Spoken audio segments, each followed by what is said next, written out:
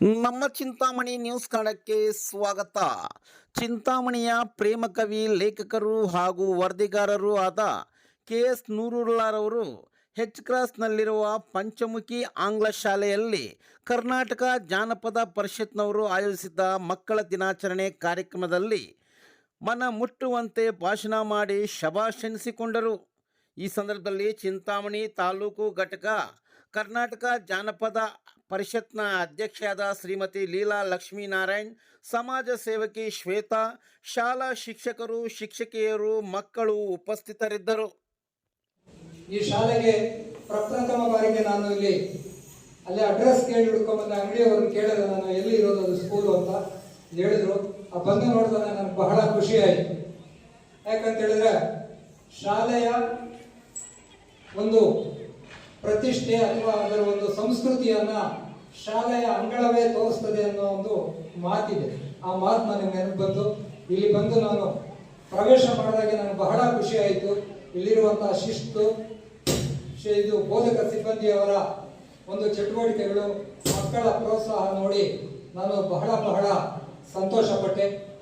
ಈ ಒಂದು ಆಂಗ್ಲ ಮಾಧ್ಯಮ ಶಾಲೆಯಲ್ಲಿ ಮಕ್ಕಳ ದಿನಾಚರಣೆಯನ್ನ ಏರ್ಪಡಿಸುವ ಮೂಲಕ ಹೃದಯ ಶ್ರೀಮಂತಿಕೆಯನ್ನ ಮೆರೆದಂತಹ ಈ ಶಾಲೆಯ ಆಡಳಿತ ಮಂಡಳಿಗೆ ನಾನು ಅಭಿನಂದನೆಗಳನ್ನ ಸಲ್ಲಿಸ್ತೇನೆ. ನಾನು ಈ ಶಾಲೆಯ ಆವರಣಕ್ಕೆ ಬಂದಾಗ ನನಗೆ ಅಚ್ಚರಿ, ಆನಂದ ಎರಡು ಒಂದೇ ಸರಿ ಆಯಿತು. ಕಾರಣ ಮಂಜುನಾಥ್ ಸರ್ ಅವರು ನನಗೆ ಕಾಣಿಸಿದ್ರು. ಅವರು ನನಗೆ ಸುಮಾರು 15-20 ವರ್ಷದಿಂದ ಪರಿಚಯ, ನನ್ನ ಆತ್ಮೀಯ ಸ್ನೇಹಿತರು ಕೂಡ. ಅದು ದೇವರ ಕೃಪೆಯೋ ನನ್ನ ದಯೆಯೋ ಗೊತ್ತಿಲ್ಲ. ನನಗಿರೋ ಸ್ನೇಹಿತರಲ್ಲಿ ಸುಮಾರು 50 ಜನ ಮಂಜುನಾಥಗಳಿದ್ದಾರೆ. ನಾನು ಮೊಬೈಲಲ್ಲಿ ಯಾರಿಗಾದ್ರು ಫೋನ್ ಮಾಡಬೇಕಾದ್ರೆ ಧರ್ಮಸ್ಥಳದ ಮಂಜುನಾಥ್ ಫೋನ್ ಮಾಡಕ್ ಹೋದ್ರೆ ಎಚ್ ಕ್ರಾಸ್ ಮಂಜುನಾಥ್ ಹೋಗ್ತದೆ, ಎಚ್ ಕ್ರಾಸ್ ಮಂಜುನಾಥ್ ಹೋದ್ರೆ ತುಮಕೂರು ಮಂಜುನಾಥ್ ಹೋಗ್ತದೆ. ಈ ರೀತಿ ಮಂಜುನಾಥಾಯ ನಮಃ ಅಂತ ಹೇಳ್ಬಿಟ್ಟು ಮಂಜುನಾಥಗಳವರು ಬಹಳ ಜನ ಸ್ನೇಹಿತರಷ್ಟೇ ಅಲ್ಲ, ನನ್ನ ಕಷ್ಟ ಸುಖಗಳಲ್ಲೂ ಭಾಗಿಯಾಗಿ ನನಗೊಂಥರ ದೈವ ಕೃಪೆ ತರ ಇದ್ದಾರೆ. ನಾನು ಈ ಮಂಜುನಾಥ್ ಸರ್ ನೋಡಿದಾಗ ತುಂಬಾ ಖುಷಿ ಆಯಿತು. ಇನ್ನು ಜನಪದ ಸಾಹಿತ್ಯದ ಬಗ್ಗೆ ಈಗಾಗಲೇ ಗಣ್ಯಮಾನರು ಹೇಳಿದ್ದಾರೆ. ಮ್ಯಾಥ್ಸ್ ಟೀಚರು ಮಂಜುನಾಥ್ ಸರ್ ಜನಪದ ಸಾಹಿತ್ಯದ ಬಗ್ಗೆ ಇಷ್ಟೊಂದು ತಿಳ್ಕೊಂಡಿದ್ದಾರೆ ಅಂತೇಳಿ ನಾನು ಕೂಡ ಅನ್ಕೊಂಡಿರ್ಲಿಲ್ಲ. ಅವರ ಭಾಷಣದಲ್ಲಿ ನಾನು ಕೆಲವು ವಿಷಯಗಳನ್ನ ತಿಳ್ಕೊಂಡಂಗಾಯ್ತು. ಜನಪದ ಕಲೆ ಅಂತ ಹೇಳಿದ್ರೆ ನಾನು ತಿಳ್ಕೊಂಡಿದ್ದೇನೆ ಅಂದ್ರೆ ಬರೀ ಜನಪದ ಹಾಡು, ಜನಪದ ಗೀತೆ, ಜನಪದ ರಚನೆ ಇಷ್ಟೇ ಏನೋ ಅನ್ಕೊಂಡಿದ್ದೆ ನಾನು. ಈ ಕಾರ್ಯಕ್ರಮದಲ್ಲಿ ಭಾಗಿಯಾದಾಗ ನನ್ಗೆ ಅರ್ಥ ಆಯ್ತು, ಜನಪದ ಆಟಗಳು ಕೂಡ ಜನಪದ ಸಾಹಿತ್ಯದ ಅಥವಾ ಜನಪದ ಒಂದು ಸೊಗಡು ಇದರಲ್ಲೂ ಕೂಡ ಇದೆ ಎಂಬ ಅಂಶವನ್ನ ಇವತ್ತು ತೋರಿಸ್ಕೊಟ್ಟಿದ್ದೀರಾ. ನಾನು ಬಾಲ್ಯದಲ್ಲಿ ಮಂಜುನಾಥ್ ಸರ್ ಹೇಳಿದಾಗೆ ಅದು ಸೈಕಲ್ ರಿಮ್ ಓಡಿಸ್ತಾ ಇದ್ದೆ, ಕಳ್ಳ ಪೊಲೀಸ್ ಆಡ್ತಾ ಇದ್ದೆ.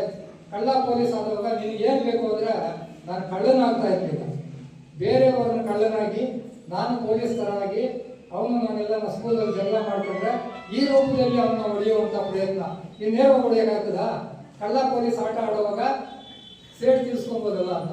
ಅದು ಆ ಬಾಲ್ಯದ ವ್ಯವಸ್ಥೆ.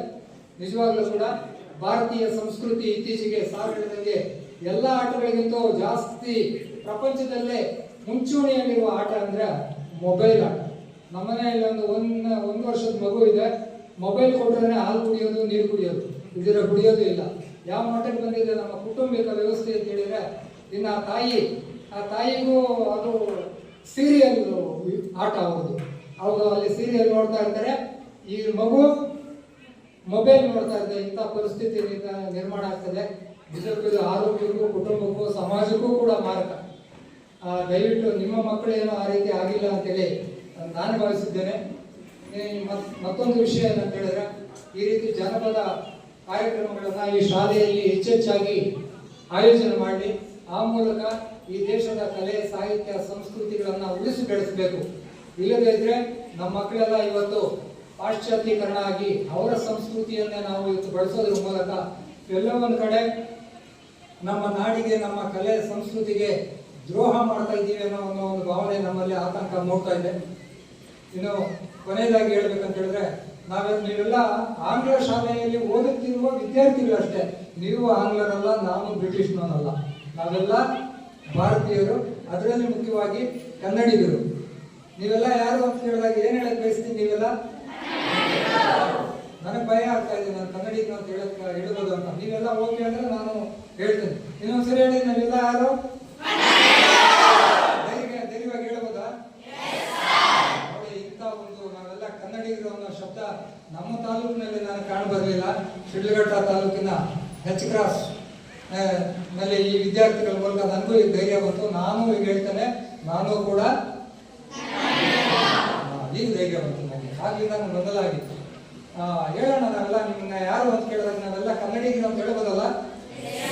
ಯಾವುದು ಸಂಕೋಚ ಇಲ್ಲಲ್ಲ. ಆಂಗ್ಲ ಭಾಷೆ ಕಲಿಬೇಕು, ತಪ್ಪಲ್ಲ. ಅದ್ರ ಜೊತೆಗೆ ಕನ್ನಡ ಅಭಿಮಾನವನ್ನು ಕೂಡ ಹೊಂದಿರಬೇಕು. ನಾನೊಂದು ಸಣ್ಣ ಒಂದು ಪಲ್ಲವಿಯನ್ನು ಹೇಳಕ್ ಬಯಸ್ತೇನೆ ಈ ಸಂದರ್ಭದಲ್ಲಿ. ನನ್ನ ಜೊತೆಗೆ ಆಮೇಲೆ ನೀವು ಆಡಿ ತೋರಿಸ್ತೀವಿ. ಕನ್ನಡ ನಾಡಿನ ಜನ